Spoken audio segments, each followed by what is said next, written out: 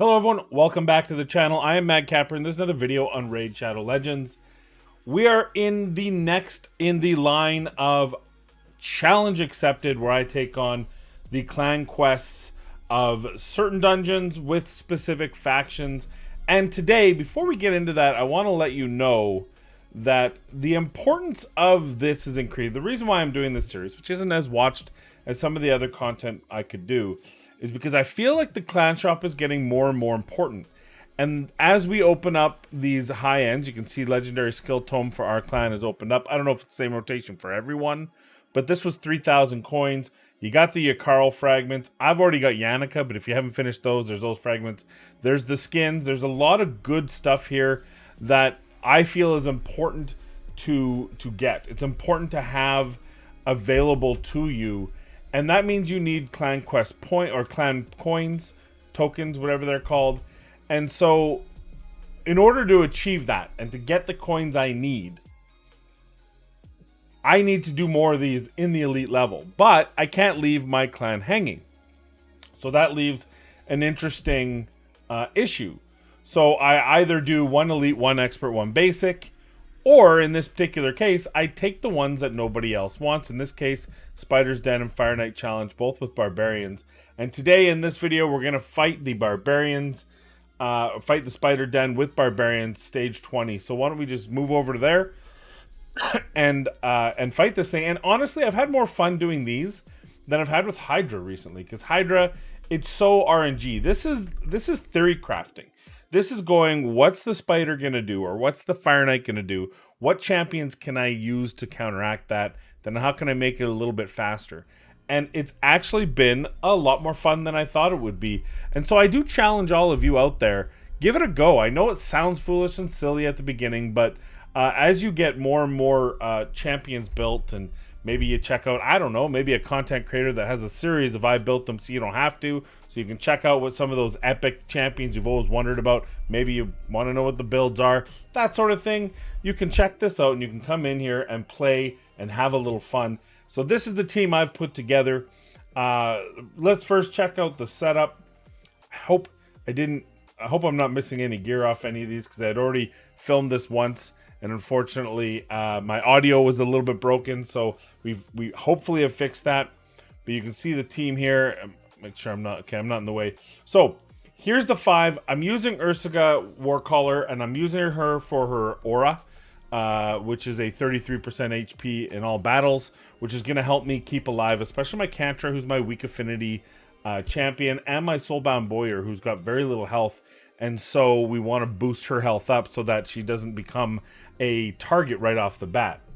We also do not want any debuffs from this champion, so we're starting her with bottoms up and then right to the gigantic cudgel. We don't want the barrel through.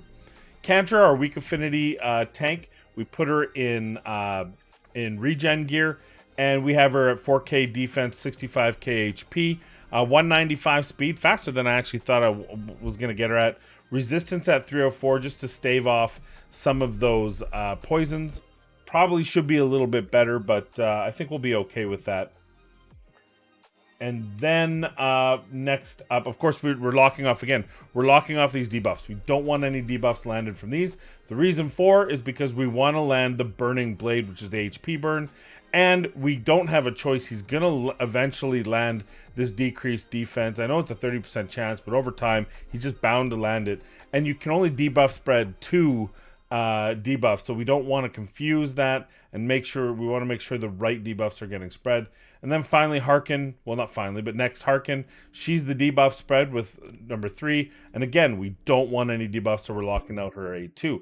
You will notice, of course, Jotun 207, Harkin 199. So making sure that he's placing the buff first, and then she's doing the debuff spread. And then finally, Soulbound Boyar. And we got this little setup here for Soulbound. Fast speed, low HP. She needs more HP. So if you are building your Soulbound for this event, make sure that she has more HP if you don't have Ursaga. Otherwise, she will be the spider target. And that is counter to the reason you have Cantra in this comp. So you have to make sure Soulbound's getting into the 30, I think it's about 32,000 HP. You'll have to play around to make sure that she doesn't get targeted right away, because you want her to use this Soulbound shot. Now, because of our speeds, we're also making sure that she's using that third. The reason why is it's a little bit unique as compared to Cold Heart. Now, Cold Heart does the enemy max HP on this ability. Soulbound doesn't. But what Soulbound does is she actually fully depletes the target's turn meter. And that is actually better than anyone else in the game. I don't know who else does a full depletion. But this essentially, so think of it this way. The spider has 100% turn meter, right? But it can actually go way over that as you rotate through your turns because the spider is so slow. Your champions are taking multiple turns and leapfrogging, similar to what we do with the clan boss, to do 2-to-1, 3-to-1, 4-to-1 ratio. Well, we're doing the same thing here. And in this case, we are doing a 3-to-1 soulbound. And on top of that, she's stealing that turn meter. She's not stealing it, but she's taking it down to 0. Doesn't matter how much the spider has. She's not taking 100%. She's taking it to 0. And that's such a strong ability off of a rare, especially for this encounter. It's something that's not often talked about, but is also good anywhere that you need that turn meter reduction.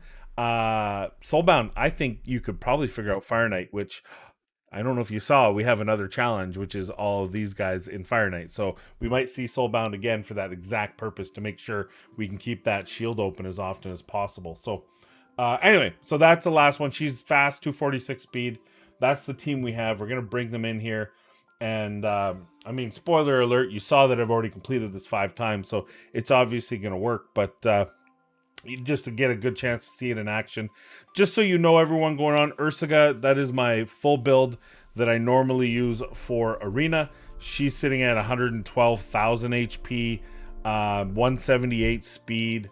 She's sitting in Guardian gear. And the reason why that's so important, she's putting up that Ally Protect. And you see how little damage Kantra is taking. It's next to nothing. And you'll also see that Soulbound has taken turn 2. Now, the spider's at full turn meter, but we keep leapfrogging. As long as we keep leapfrogging, she won't take a turn, which means we'll get to Soulbound, and the spiderlings do it as well. And that's why the spider is so much more unique. There you go. You see? Full turn meter steal. That's going to help us do even more damage on this boss. And you can see she's taking no damage. She's got so much health. When she takes a turn, she heals herself up a bit.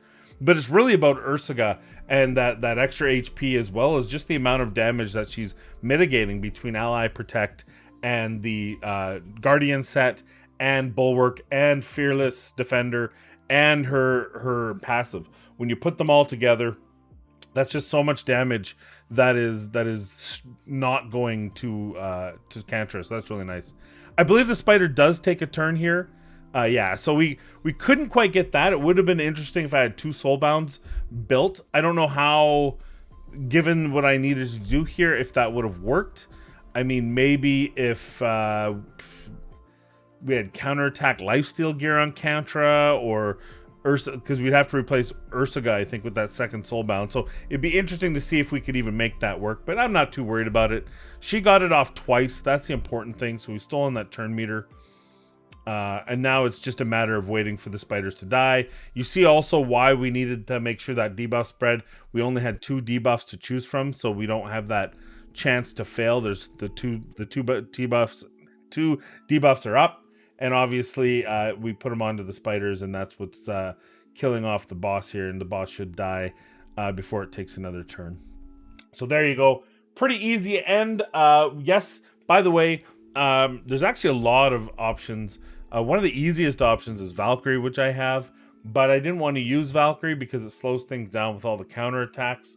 So could have used her with the shields. Absolutely easy. There are multiple champions that have HP burn, but the best quality one was actually Jotun. It was a 4-turn HP burn. It was a 3-turn cooldown.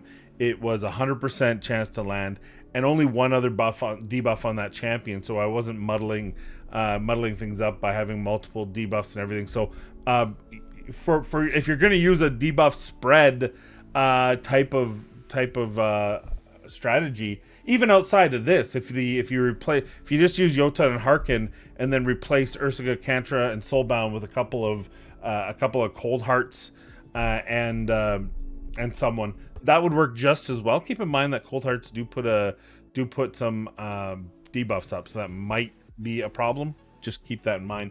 But I mean, you can definitely use these. It works really well. So you can see she did 8 million damage. So there you go. Challenge accepted. Challenge completed. Well done, Spider-Den. Final words.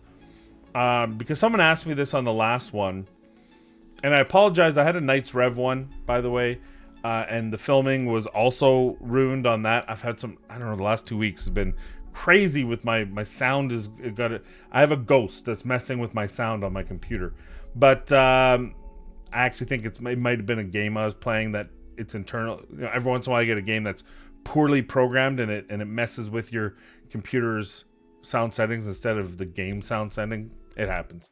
Anyway, long story longer. Knights Rev last week I did with Fire Knight. We completed it, realized that the audio was broken, couldn't go back to do it because the challenge had been completed. So we have this here done. I don't do 21 through 25 because you don't need to. This isn't a way to make a brand new team, because you're never going to use this team after you get it done here for the challenge. You might use it for a challenge again, but the challenge is 20 plus. My thing is, why make it harder on yourself? Hit 20, make it work. If it was 25, I'd probably have to bring in the Valkyries. I'd have to do probably a bunch of other things to make sure it works. So this is just an easy way to get through and get those easy points. So join me for the next one. You know that there's a Fire Knight one coming up, as well as whatever video I put out next. I still have a revisited Tyrell video that I'm going to put out where we look at him 3 years later and see how far the mighty have fallen. Widely regarded as the best epic in the game 3 years ago. Today, didn't even make my top 10 list. If you look at a lot of legacy tier lists, he's still up amongst the top, but I think those are a bit outdated just because of how many champions can do what he does and have been given kits that are just do more. So that's my thoughts on that, but you'll get that full video coming out soon.